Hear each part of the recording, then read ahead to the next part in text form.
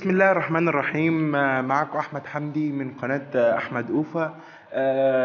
يا جماعة النهاردة هندخل في موضوع مهم جدا جدا، وهو إن إحنا بنعاني. هو عمل الكونفيج إن إحنا بنعاني يا جماعة من تنزيل الكونفيج، البحث في المواقع الكتير، البحث على صفحات الفيسبوك. ف في بعضنا بنلاقي بس فين وفين، وفي البعض بتبقى ما بتشتغلش، وفي البعض بتبقى اكسبايرد يعني منتهية الصلاحية، و بنستنى ناس تنزل كونفيجات عشان نعرف نشتغل على النت. لا، انا هعلمك طريقة بحيث ان انت تعمل الكونفيج ده بنفسك وتحفظه عندك لحين الاحتياج ليه تلاقيه موجود. حتى لو نت خلصت انت كونفيج واحد تعرف تشتغل على التاني، تعرف تشتغل على التالت، كل ما يخلص كونفيج تعرف تعمل كونفيج غيره. هنبدأ على بركة الله الشرح. اول حاجة هنفتح المتصفح بتاعنا عشان نعمل ايميل. هنكتب في المحرك البحث سكاي SSH. هجيبها لكم الاول معلش، جوجل.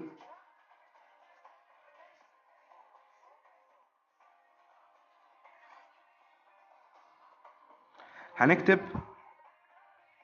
سكاي SSH.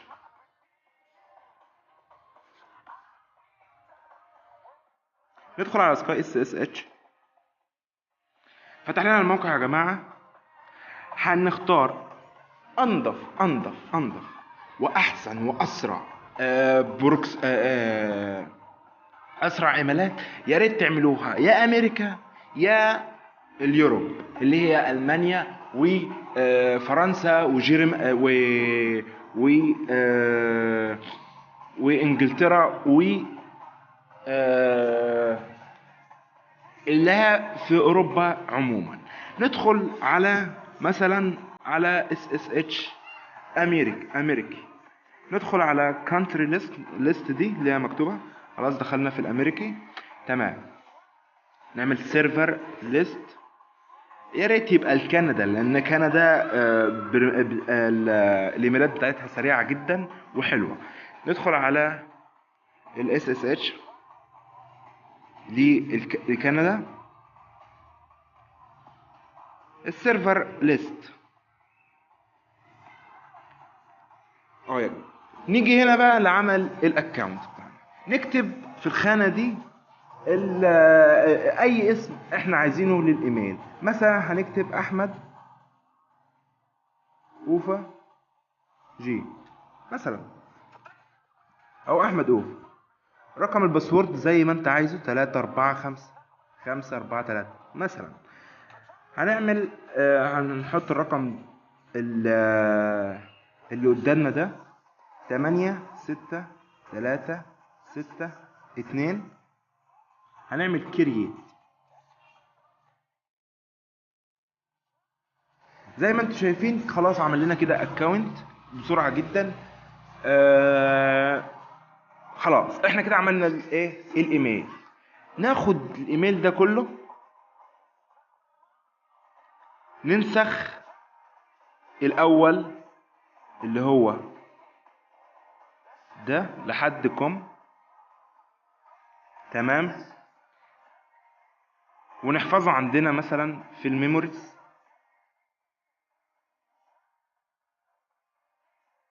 ده هيبقى الهوست. ده هيبقى الهوست. ده ده الهوست. احنا الاخر عندنا اخرنا دوت كوم، هينحط يعني في الهوست. تمام. نجيب اليوزر نيم بتاعنا، ننسخه كوبي ونحطه برضو هنا. ده هنحطه في اليوزر نيم، والباسورد زي ما انا كنت كاتبه 345 543. تمام. نعمل سيف ونطلع بقى عشان نعمل الخطوة اللي بعد كده، وهي البروكسي. طيب يا ترى البروكسي اللي انا هعمله عايزه سريع، عايزه شغال، مش كل شويه اجرب. هنعمل ايه؟ اولا هندخل عشان نجيب بروكسي.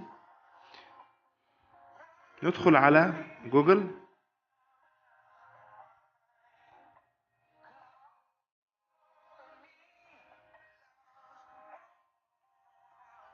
تمام.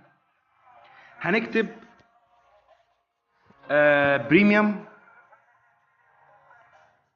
بريميوم بروكسي دوت توب. ايوه هو الاولاني ده، هندخل عليه.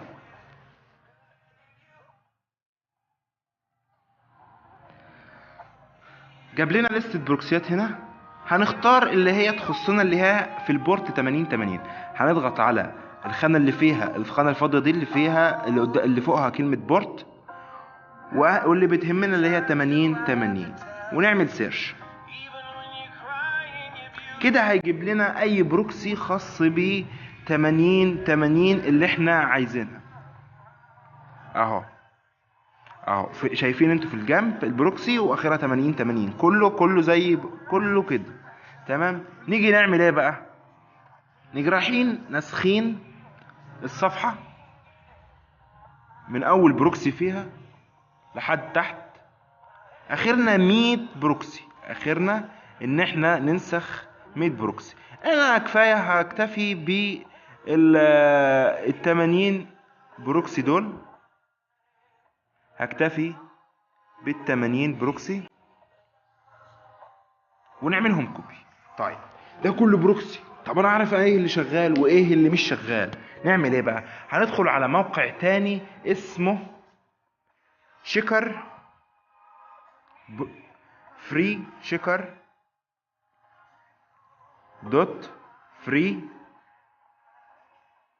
بروكسي دوت يو ار. انا هحط ان شاء الله الروابط دي كلها تحت هحط الروابط دي كلها تحت الفيديو ان شاء الله. انا اسف، انا اكيد غلطان في العنوان بالظبط. انا هجيبه من الهيستوري، انا كنت داخل عليه قبل كده.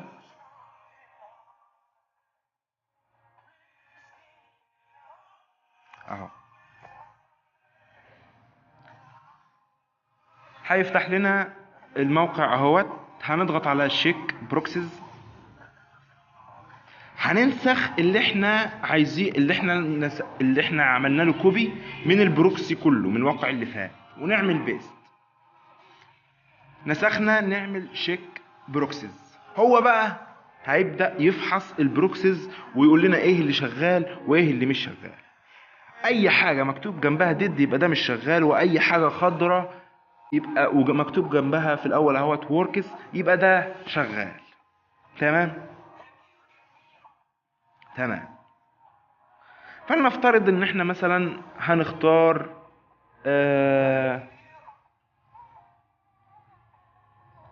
اي واحد من اللي شغالين دول، اي بروكسي من اللي شغالين دول. تمام. انا عامل واحد جاهز عشان عامل ايميل وكده.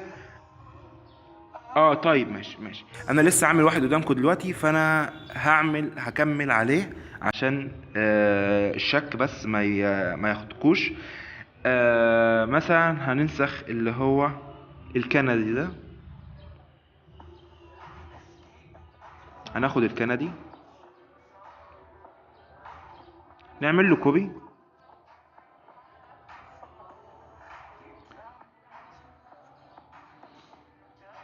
هنفتح وننسخه هنا.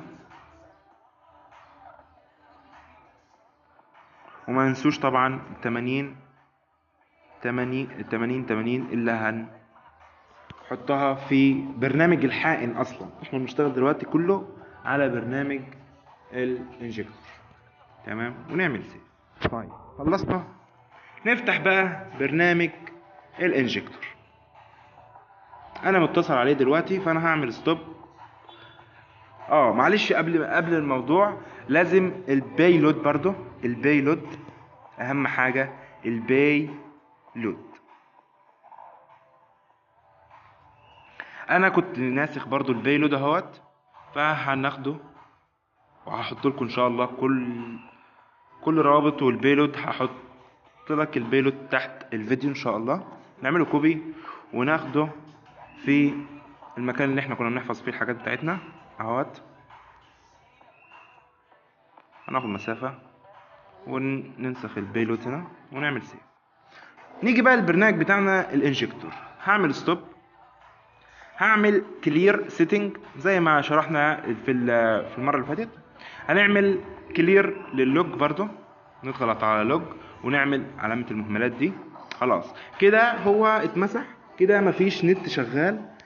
نبدأ بقى نقفل الداتا لمدة لحظات. نحط اعتذر المغرب جدا، اعتذر جدا. هوقف الفيديو وهنكمل بس بعد ما المغرب يخلص اذان. نرجع تاني للفيديو بعد ما الاذان خلص. هنروح على اهوت. احنا هنا خلاص كده هننسخ بقى اللي احنا عاملينه. اول حاجة ناخد البيلود اول حاجة بننسخها، نعمل لها كوبي، نفتح البرنامج ننسخ البيلود هنا. تاني حاجة هننسخ البروكسي،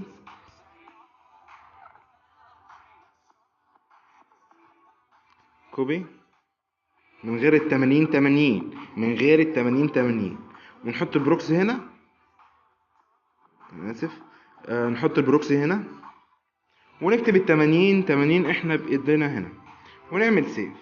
خلاص عملنا البروكسي والبيلود، فاضل لنا الاسم واليوزر نيم والهوست والرقم السر. طب هنعمل ايه؟ هنروح في البرنامج على الثلاث خطوط، مش النقط، خطوط اللي في الجنب.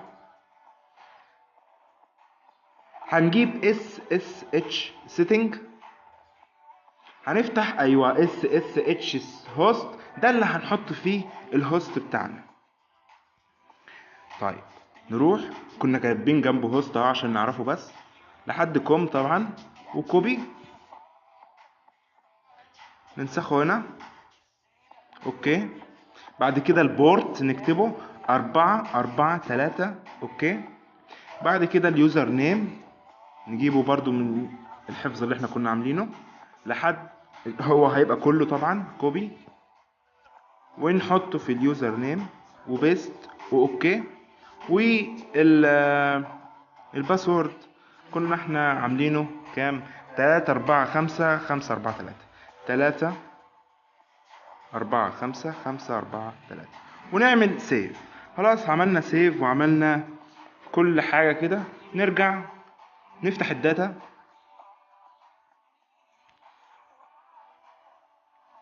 الداتا فتحت معانا كده. اللوج طبعا كنا عاملين له كلير، كنا عاملين ليه اللوج كلير.